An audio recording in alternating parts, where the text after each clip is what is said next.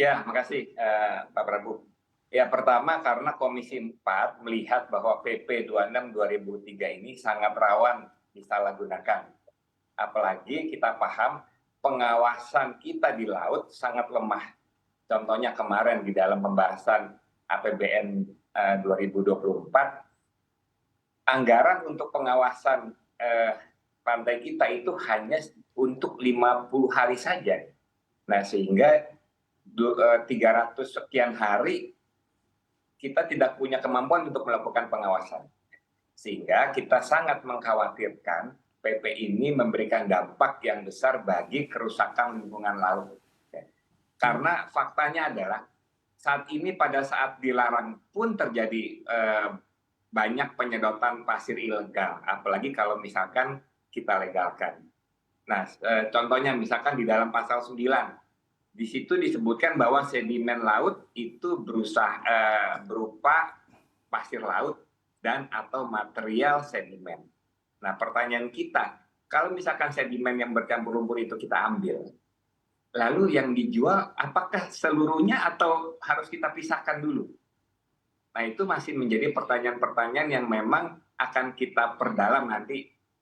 Usulan dari Komisi 4 mungkin akan dilakukan FGD secara khusus. Dan kita juga sangat keberatan bahwa pasal 8 poin B misalkan, itu membuka ruang yang besar bagi kapal asing untuk melakukan pengerukan dan penambangan pasir laut secara langsung. Ya. Sehingga pendalaman sangat diperlukan. Karena bagi kami, pemahaman kami, sedimen itu terjadi biasanya di muara-muara. Ya. Sehingga tidak otomatis mengatasi sedimen sampai harus menerbitkan PP, apalagi untuk ekspor, sehingga penyalahgunaan itu menjadi sangat besar.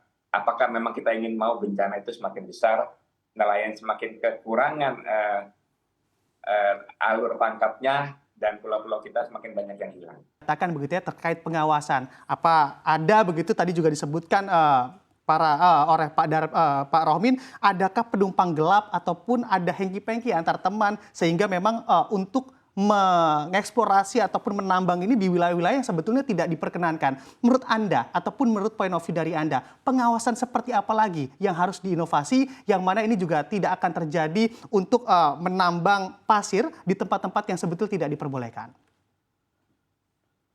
Ya, pertama yang paling mendasar adalah kita melihat tidak dilibatkannya stakeholder ya, untuk membahas, merumuskan secara bersama-sama, memahami persoalan yang ada, mengumpulkan, membedah data-data yang ada, sehingga PP ini lahir.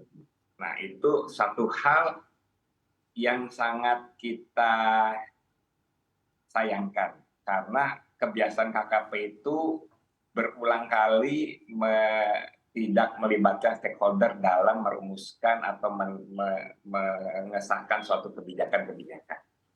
Yang kedua, ya tentu kita masih belum punya keyakinan yang cukup karena kita belum memahami secara detail.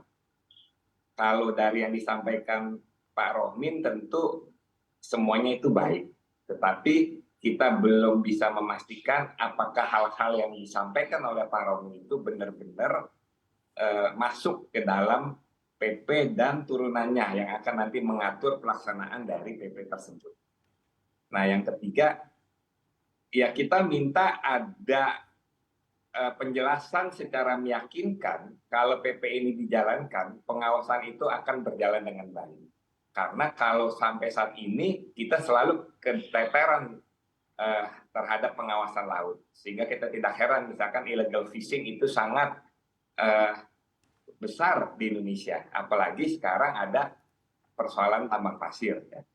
Nah, selain kita ingin memastikan secara teknis, misalkan tadi dibilang sedimentasi, itu full diambil terus diekspor kah?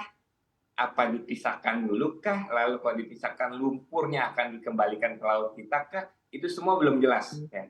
Sehingga hal-hal seperti ini hal-hal yang sangat penting, dan apa dampak kalau ini dilakukan terhadap nelayan, terhadap lingkungan, itu perlu kita perdalam lagi. Apa sebetulnya urgensi utamanya dan kiranya apa memang yang diharuskan PP ini memang harus terbit begitu di waktu saat ini? Ya sejujurnya itu yang kita pertanyakan di dalam rapat kerja kemarin. Apa urgensinya? Apa latar belakangnya? Apakah ada sesuatu di balik yang kita tidak tahu dan masyarakat tidak tahu? Nah itu yang ingin kita pastikan ya. Karena eh, yang paling menjadi pertimbangan utama kita kan masalah lingkungan, tidak menimbulkan dampak yang besar terhadap nelayan dan masyarakat. Karena seperti yang tadi saya sampaikan, 20 tahun ini pemerintah melarang melakukan ekspor. Ya. Tetapi dengan pelarangan tersebut aja penambangan ilegal itu tetap berjalan. Apalagi kalau dibuka di tengah-tengah pengawasan yang lemah. Artinya penyalahgunaan itu menjadi sangat besar. Ya. Dan kita sangat mengkhawatirkan karena dampak dari pengerukan dan penambangan pasir ini. Karena beberapa hal, misalkan ini beberapa laporan yang kita terima dari Komisi 4, bahwa pengerukan dan penambangan pasir ini salah satunya bisa menyebabkan nelayan kehilangan wilayah tangkap, kerusakan terumbu karang, sebagaimana misalkan contoh yang dilaporkan oleh Kabupaten Lingga, Provinsi Riau, yang dilakukan oleh salah satu PT Bintan Batam ya. Kemudian juga terjadi garis pantai di Kecamatan Morotai itu sepanjang 10 km menyusut dan bahkan mendekati jalan raya. Bahkan kebun-kebun milik warga juga mengalami abrasi. Kawasan mangrove di tempat wisata di Tanjung Pinang pun menjadi hilang. Nah ini salah satu dampak. Belum kalau pulau-pulau begitu puluhan pulau kita sekarang hilang. Nah kita nggak mau kerusakan ini menjadi legal. Sementara apa yang rusak sangat mahal untuk kita kembalikan. Jadi secara detail kita ingin memastikan semua akan berjalan baik kalaupun ini berjalan. Tapi kalau misalkan kerusakannya itu jauh lebih besar dan biaya untuk pemulihannya jauh lebih besar timbang apa yang kita dapatkan, ya tentu kita akan tolak.